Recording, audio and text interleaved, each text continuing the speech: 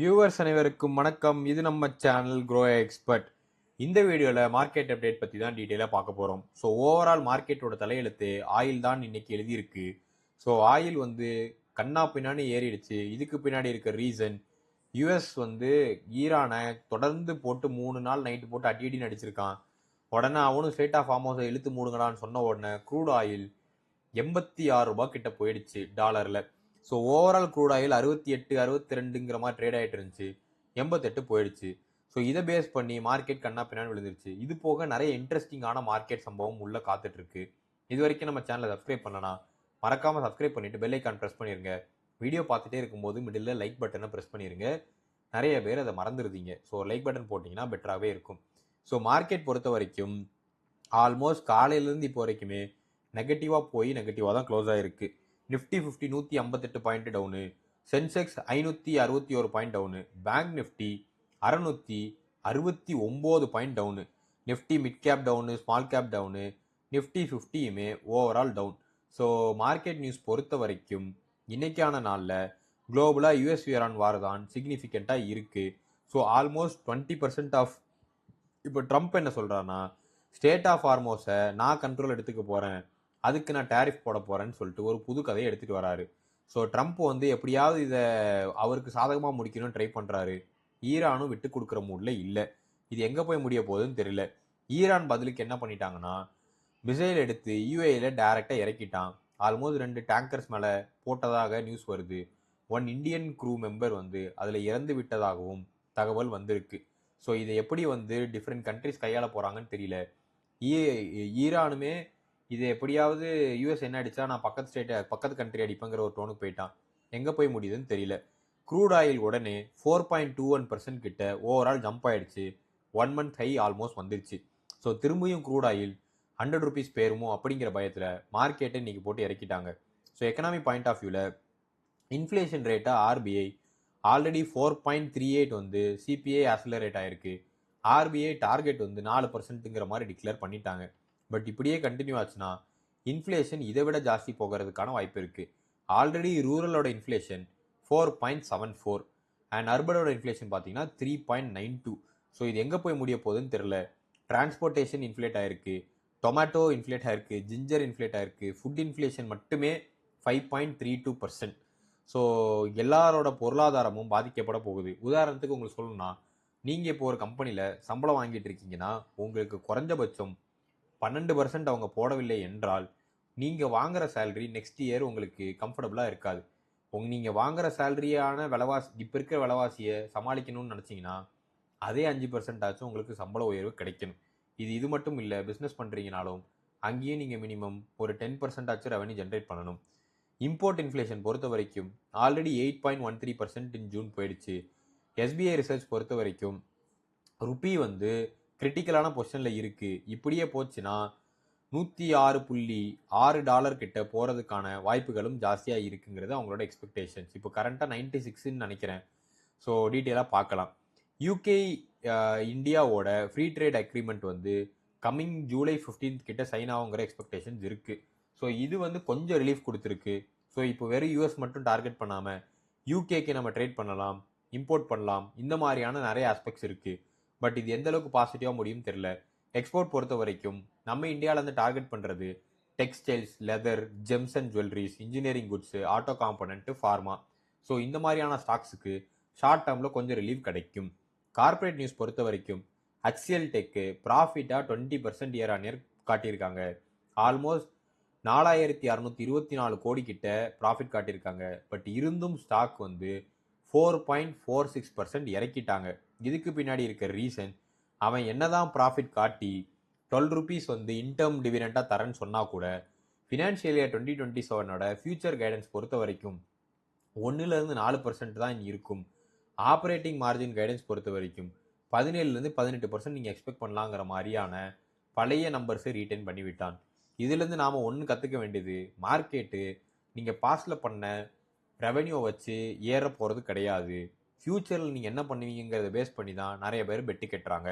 HCL பொறுத்த வரைக்கும் 3500 கோடி கிட்ட ஏஐ டேட்டா சென்டர் இன் இந்தியாவில் இன்வெஸ்ட் பண்ணுறதுக்கான அக்ரிமெண்ட் ஆல்மோஸ்ட் முடிந்து விட்டது. இது ஒரு மல்டி இயர் ஸ்டோரியாக இந்தியாவில் இன்வெஸ்ட்மெண்ட்டாக பார்க்குறாங்க. இந்தியாவில் இப்போ டாப் 4 பிக் ஜெயின்ஸ் வந்து ஏஐல கண்ணாப்பின்னான்னு இன்வெஸ்ட் பண்ணிட்டு இருக்காங்க. கிரிம்சிம் ஆதித்யா பிர்லா ரெனியூவல்ஸ் பொறுத்த வரைக்கும் ஸ்ப்ரங் எனர்ஜியை ஃப்ரம் ஷெல்ல இருந்து அக்யூர் பண்றதா ஒரு நியூஸ் வந்திருக்கு 17,200 கோடி மதிப்பில். ஸோ இந்த டிரான்சாக்ஷன் நடந்துச்சுன்னா ஆதித்யா பிர்லா ரெனியூவல்ஸ்க்கு இது ஒரு பெட்டரான ஆப்பர்ச்சுனிட்டியாக இருக்கும். பட் ஷெல் ஏன் இதை கொடுக்குறாங்கங்கிறத கொஞ்சம் டீட்டெயிலாக பார்க்கணும். பிஎல் பொறுத்த வரைக்கும் ஃப்ரெஷ்ஷாக 572 கோடிக்கு ஒரு ஆஃபர் வந்து சைன் பண்ணியிருக்காங்க. ஸோ இது ஒரு பிஎஸ்யூ பாயிண்ட் ஆஃப் வியூவில் கான்ட்ராக்ட் செக்யூர் பண்ணியிருக்காங்க. ஸோ இந்த ஸ்டாக் வந்து இந்த ஆர்டர் புக்கு இந்த ஸ்டாக்கை கொஞ்சம் ஸ்ட்ரென்தன் பண்ணும். ஐசிஐசிஐ ப்ருடென்ஷியல் பொறுத்த வரைக்கும் ஏஎம்சி கியூனா நெட் ப்ராஃபிட்டாக 23.1% கிட்ட பண்ணியிருக்காங்க இயர் ஆன் இயர் இன்க்ரீஸாக, விச் இஸ் 964.6 crore கிட்ட. ஸோ ரெவன்யூ 17% கிட்ட இன்க்ரீஸ் ஆயிருக்கு ஸ்பெசிஃபிக்காக, ப்ராஃபிட் மட்டும் 23% கிட்ட இன்க்ரீஸ் ஆயிருக்கு. ஸோ இது இந்த கம்பெனிக்கு பாசிட்டிவாக இருக்குது. அடுத்தடுத்த கேலண்டர் நீங்கள் பார்த்தீங்கன்னா ரிலையன்ஸ் 17ஆம் தேதி, விப்ரோ அண்ட் டெக் மஹிந்திரா 16ஆம் தேதி, அடுத்த பிக்கான பிரைவேட் செக்டர் பேங்க்ஸ் எல்லாம் 18ஆம் தேதி அனௌன்ஸ் பண்ணுறாங்க. JSW steel, Havells, Polycab, BHEL, Jio financial, SDFC life எல்லாமே ஒரு 15ஆம் தேதி கிட்ட நியூஸ் வருது. எக்ஸ்பெக்ட் பண்ணி பார்த்தா நமக்கு தெரிந்துவிடும் எப்படி போய் முடியுது என்று. செக்டார் வைஸ் நீங்கள் பார்த்தீங்கன்னா ஃபார்மா டிஃபென்சிவாக பிளேயாக இருக்குது. குறிப்பாக சன்ஃபார்மா, சிப்லா, ஹெல்த் கேரு இது எல்லாமே கொஞ்சம் பெட்டராக பெர்ஃபார்ம் பண்ணியிருக்கு. மெட்டல்ஸ் பொறுத்த வரைக்கும் அதுவுமே இன்னைக்கான நாளில் பாசிட்டிவாக பெர்ஃபார்ம் பண்ணியிருக்கு. ஹிண்டல்கோ, டாடா ஸ்டீல் அந்த ஒரு 4 ஸ்டாக் கிட்ட கன்சிடர் பண்ணியிருக்கேன். நல்ல ப்ரைஸில் இருக்குது என்னை பொறுத்த வரைக்கும். இன்னும் டிப்பாச்சுன்னா கன்சிடர் பண்ணலான்னு இருக்கேன். தாராளமாக கன்சிடர் பண்ணி வைங்க. லாங் ரனில் ஸ்டீலோட டிமாண்ட் பெட்டராகவே இருக்கும், உங்களுக்கும் நல்லாவே இருக்கும். பட் ஹோல்ட் பண்ணுங்கள், அவசரப்பட்டு வித்துறாதீங்க. கன்சியூமர் டியூரபிள்ஸ் பொறுத்த வரைக்கும் 0.02%, எனர்ஜி 0.04% ஃப்ளாட்டாக இருக்குது. அதில் குறிப்பாக ரிலையன்ஸோட அனௌன்ஸ்மெண்ட்டுக்காண்டி எல்லாரும் வெயிட் பண்ணிட்டு இருக்காங்க, ரிசல்ட் அனௌன்ஸ்மெண்ட்டுக்காண்டி. ஸோ எஃப்எம்சிஜி பொறுத்த வரைக்கும் மைல்டாக ப்ராஃபிட் புக்கிங் நடந்திருக்கு. -0.58% டவுனு. ஆல்சோ ஃபுட் இன்ஃப்ளேஷன் கண்ணாப்பினான்னு ஏறுது. எல்லாருமே அவங்களோட ப்ராடக்டோட காஸ்ட் ஏற்ற போகிறாங்க. ஐடி பொறுத்த வரைக்கும் -1%. டிசிஎஸோட கைடன்ஸ் பெட்டராக இல்லை, ஹெச்ஏலோட கைடன்ஸ் பெட்டராக இல்லை, அதனால் போட்டு அடிச்சிட்டாங்க. பட் டிசிஎஸ் பொறுத்த வரைக்கும் கொஞ்சம் ரேலியாக இருக்குது. மற்ற செக்மெண்ட் எல்லாம் ரிசல்ட்டுக்காண்டி வெயிட்டிங். ஃபினான்ஷியல் சர்வீஸ் பொறுத்த வரைக்கும் bank Nifty, PSU bank, crude oil price எல்லாம் இன்க்ரீஸ் ஆனோன்னே கண்ணா பின்னான்னு போட்டு அடிச்சிட்டாங்க. ஆட்டோவுமே க்ரூட் ஆயில் ப்ரைஸ்னால அடி, ரியல் எஸ்டேட் ஸ்டாக்குமே க்ரூட் ஆயில் ப்ரைஸ்க்கான அடி. க்ரூட் ஆயில் ப்ரைஸ் ஏறிச்சுன்னா எஃப்எம்சிஜி, பேங்க்ஸு, ஆட்டோ, ரியாலிட்டி இது எல்லாமே அடி விழுகும். இப்போதைக்கு நான் ரொம்ப சேஃபர் பெட்டாக பார்க்குறது ஃபார்மா அண்ட் ஐடி. ஸோ இதில் நீங்கள் உங்கள் ஃபோக்கஸை வச்சிங்கன்னா பெட்டராக இருக்கும். கமோடிட்டிஸ் பாயிண்ட் ஆஃப் வியூவில் கோல்டு இன்னைக்கான நாளில் 1,42,800 ட்ரேட் ஆகிட்டு இருக்கு. சில்வர் 2,34,000 கிட்ட வந்துருச்சு. சில்வர் 2 லட்சம் வந்துச்சுன்னா கொஞ்சம் வாங்கி வைங்க. நான் திரும்பி சொல்கிறேன், 2,46,000 கூடிய விரைவில் மறுபடியும் பவுன்ஸ் ஆகும். அந்த டைம் வித்துட்டு வெளியே வந்துருங்க. நிறைய ப்ராஃபிட் ஆசைப்படாங்க. ருப்பி அடித்து கீழே போயிடுச்சு, 96 ருபீஸ் போயிடுச்சு. இப்படியே போச்சுன்னா ருப்பி $106 போகிறதுக்கான வாய்ப்பும் இருக்குது. உங்களுக்கு ஒரு சிம்பிளான லைஃப் சைக்கிள் சேஞ்ச் சொல்கிறேன். க்ரூட் ஆயில் இன்க்ரீஸ் ஆச்சுன்னா இம்போர்ட் பில் இன்க்ரீஸ் ஆகும், க்ரூட் ஆயில் வாங்குற காசு இன்க்ரீஸ் ஆகும். க்ரூட் ஆயில் வாங்குற காசு இன்க்ரீஸ் ஆச்சுன்னா ருப்பி வந்து சீக்கிரம் கீழே விடும். ருப்பி சீக்கிரம் கீழே விழுந்ததுன்னா இன்ஃப்ளேஷன் மேலே போகும், ரேட் கட் பாசிபிலிட்டிஸ் இருக்காது. இதனால ஷேர் மார்க்கெட் இன்னுமே அடி விழுகும். ஸோ இதுதான் இதோட கான்செப்டே. இந்த சைக்கிளிக்கல் கான்செப்டில் தான் ஓடுது. க்ரூட் ஆயில் ப்ரைஸை சுற்றி தான் இந்தியா மார்க்கெட்டே பித்து பிடிச்சி ஓடிக்கிட்டு இருக்கு. ஸோ இதனால தான் குளோபல் மார்க்கெட்டில் இன்வெஸ்ட் பண்ணலாமான்னு சொல்லிட்டு, யூஎஸ் மார்க்கெட்டில் இன்வெஸ்ட் பண்ணலாமான்னு சொல்லிட்டு நான் ப்ரீவியஸ் வீடியோவில் கேட்டிருந்தேன். இன்டர்நேஷனல் கமெண்ட் பண்ணுங்கன்னு சொல்லிட்டு ஒரு 2-3 நண்பர்கள் கமெண்ட் பண்ணியிருந்தீங்க. பட் அட்லீஸ்ட் குறைஞ்சதோ ஒரு 5-6 பேர் கமெண்ட் பண்ணீங்க அப்படின்னா எனக்கும் கொஞ்சம் மோட்டிவேஷனாக இருக்கும். நானும் இன்டர்நேஷனல் மார்க்கெட் பற்றி போடலாம். ஸோ ஓவரால் இன்டர்நேஷனல் மார்க்கெட்டுக்கு ஒரு ப்ரீ ஹிண்டா, Nasdaq US market -1.55% down, S&P 500 down, Dow Jones town.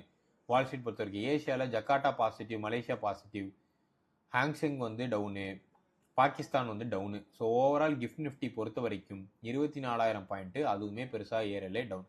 Top movers of day Bharti Airtel, Apollo hospital, சன்ஃபார்மாலாம் கொஞ்சம் நல்லா அடிச்சு நோக்கி போய்கிட்டு இருக்கு. Top losers HCL technology -4.4%, Shriram finance 3, HDFC life வந்து 3. இன்ட்ராடே ஸ்டாண்டர்ட் பொறுத்த வரைக்கும் Hindalco 2%, Cipla 1.56, Tata steel 1.26, inter global indigo வந்து -2.78, நெஃப்டி பிஎஸ்யூ பேங்க் வந்து -1.54. ஓவரால் இந்த வீடியோ உங்களுக்கு கண்டிப்பாக பிடிச்சிருக்கும் நம்புறேன். இந்த வீடியோ உங்களுக்கு பிடிச்சிருந்துச்சு அப்படின்னா வீடியோக்கு லைக் பண்ணிருங்க, ஃப்ரெண்ட்ஸ் ஃபேமிலிக்கு ஷேர் பண்ணுங்க, சேனலை சப்ஸ்கிரைப் பண்ணிருங்க. உங்களுக்கு ஸ்பெசிஃபிக்காக கமெண்ட் ஏதாவது இருந்துச்சுன்னா கமெண்ட் பண்ணுங்க. தேங்க்ஸ் ஃபார் வாட்சிங்.